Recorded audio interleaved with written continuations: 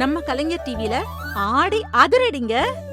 நம்ம ரஞ்சிதமே சீரியல தினமும் பாக்குறவங்களுக்கு ஒரு கேள்வி கேக்குறோம். அந்த கேள்விக்கு சரியான பதில் சொல்ற அதிர்ஷ்டசாலி நேயருக்கு தினமும் 1 பவுன் தங்கம் பரிசா கொடுக்கறோம். ஆமாங்க, வர ஆகஸ்ட் 17ஆம் தேதி வரை தங்க மழை. சோ தினமும் சீரியலை மிஸ் பண்ணாம பாருங்க. கேள்விகளுக்கு சரியான பதில சொல்லி நீங்களும் 1 பவுன் தங்கத்தை வெல்லுங்க. கண்ணெதிரே தோன்றினாள்.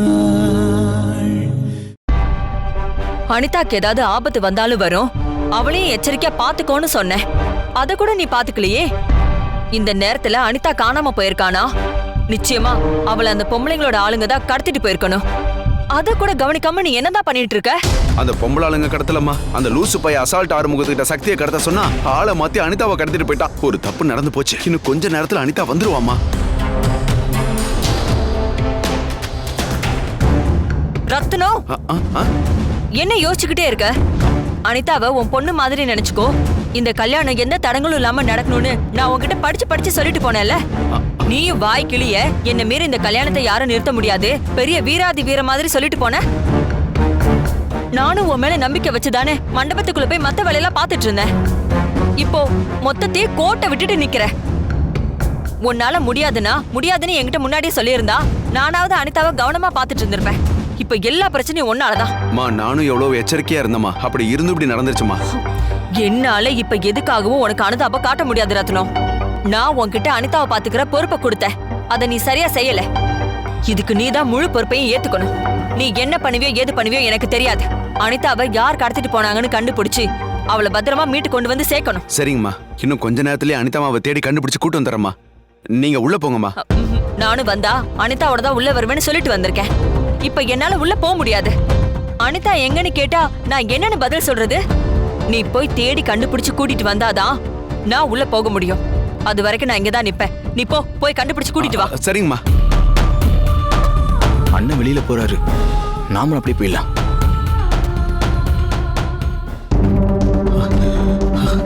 நல்ல வேளை இந்த அம்மாவுக்கு நம்ம மேல சந்தேகம் வரல.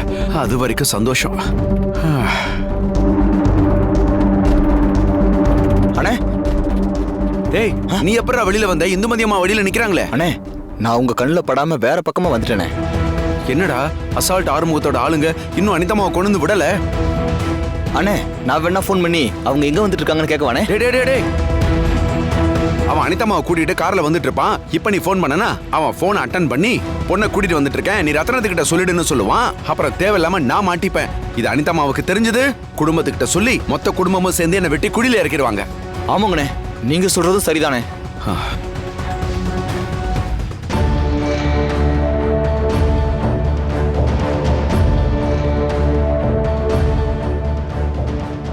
மேடத்துக்கு ஒரு கால் வந்துச்சு, பேசிட்டு வரேன்னு போனாங்க. இவ்வளவு நேரம் ஆச்சு, இன்னும் காணுமே. போய் நம்ம என்னன்னு பார்த்துட்டு வருவோம். கால் வந்துச்சுன்னு ஆதிரா போனாங்க, இப்ப இவரும் போறாரே. 2 பேரும் சேர்ந்து ஏதாவது சதி பண்றாங்களோ? ஓகே ஆவுடையப்பன் சார், 10 crore தானே, நிச்சயம் கொடுக்கறேன். ஆனா நாளைக்கு முடியாது. ஏன்னா நான் வேற ஒரு டென்ஷன்ல இருக்கேன். 2 டேஸ்க்கு அப்புறம் கால் பண்ணுங்க. ஓகே? ஷாம் மேடம், அனிதா விஷயம் என்னாச்சு? அவளை பத்தி தகவல் ஏதாவது கிடைச்சதா? இல்ல மேடம், எல்லாரும் அதே டென்ஷனோட தான் உள்ள நின்னுட்டு இருக்காங்க. அனிதா எங்க இருந்தாலும் கண்டுபிடிச்சு கூட்டிட்டு வந்துடுறேன்னு இந்து சொல்லிட்டு போனாலே. போனவங்க இன்னும் திரும்பி வரல மேடம்.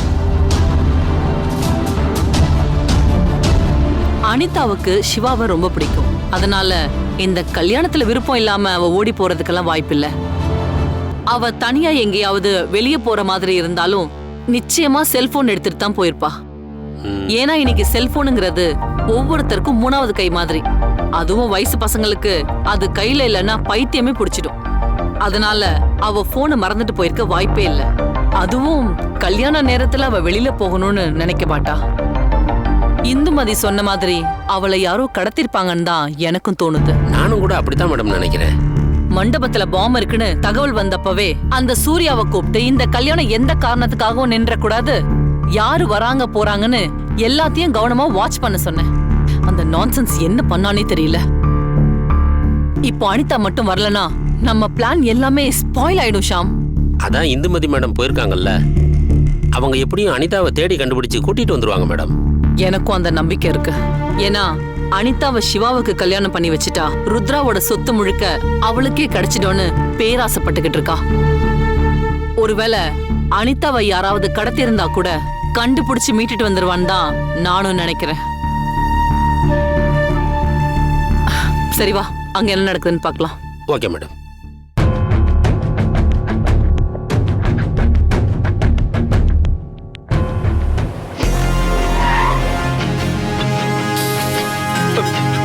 குரங்கு குரங்கு அண்ணே, அவங்க வண்டி தானே வருது. ஆமாண்டா. டேய், இங்க நிக்காத, டக்குன்னு கிளம்பு. சரிண்ணே. பாருமா, உனக்கு கல்யாணம் நடக்க போற மண்டபம் வந்துருச்சு. நாங்க உன்னை தூக்கிட்டு போன மாதிரியே திரும்ப உன்னை பத்திரமா கொண்டு வந்து இங்க விட்டுட்டோம். எந்த ஆர்ப்பாட்டமும் பண்ணாம பத்திரமா இறங்கி உள்ள போயிடணும், புரியுதா?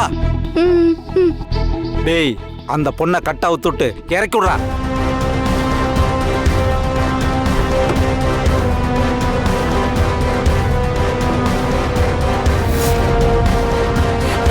சீக்கிரம் ஏறு. டேய், நீ கிளம்புடா.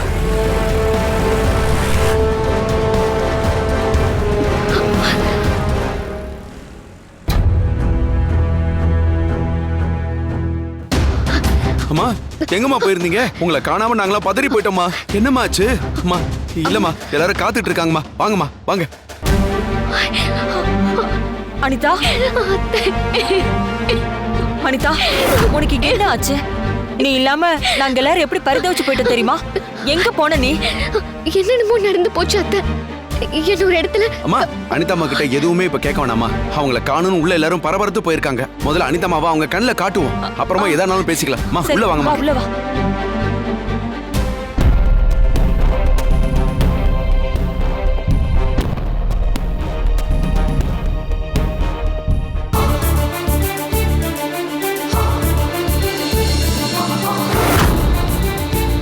அனிதாம்மா வந்துட்டாங்க. அனிதா வந்துட்டா.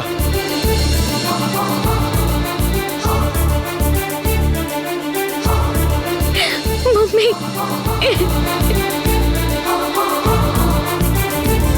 என்னமாச்சு? எங்க போயிருந்த இவ்வளவு நேரம்? மம்மி.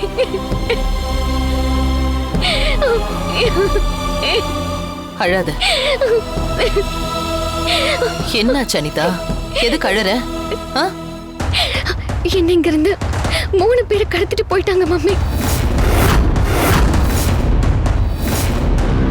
என்ன அனிதா சொல்ற? யார் உன்னை கடத்தினது? யாரும் தெரியல மம்மி. நான் ரூமுக்குள்ள இருந்தேன். அப்ப 3 பேரு திடீர்னு உள்ள வந்து கதவை சாத்துனாங்க. நான் யாருன்னு கேட்டப்போ ஏசி ஒர்க் ஆகாதுன்னு அதுதான் நாங்க பார்க்க வந்தோம். திடீர்னு பார்த்தா என் முகத்துல மயக்க மருந்து அடிச்சிட்டாங்க. அதுக்கப்புறம் நான் கண்ணு முடிச்சு பார்த்தப்போ அவங்க என்ன கட்டி போட்டு வச்சிருந்தாங்க மம்மி.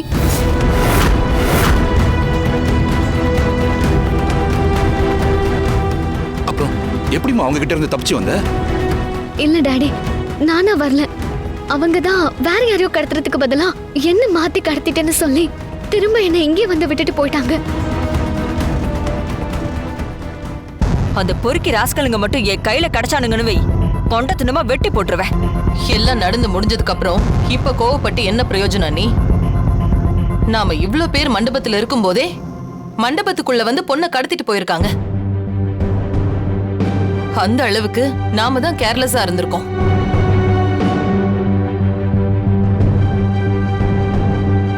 ஹால் மாத்தி கடத்திட்டோன்னு திரும்ப கொண்டு வந்து விட்டதுனால சரியா போச்சு. இல்லனா அனிதாவோட நிலைமை என்ன ஆயிருக்கும்?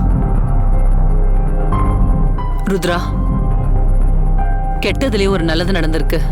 அனிதா நல்ல விதமா திரும்பி வந்ததே நமக்கெல்லாம் போதும். இதுக்கப்புறம் நம்ம எல்லாரும் சேர்ந்து அனிதாவை கேர்ஃபுல்லா பாத்துக்கலாம்.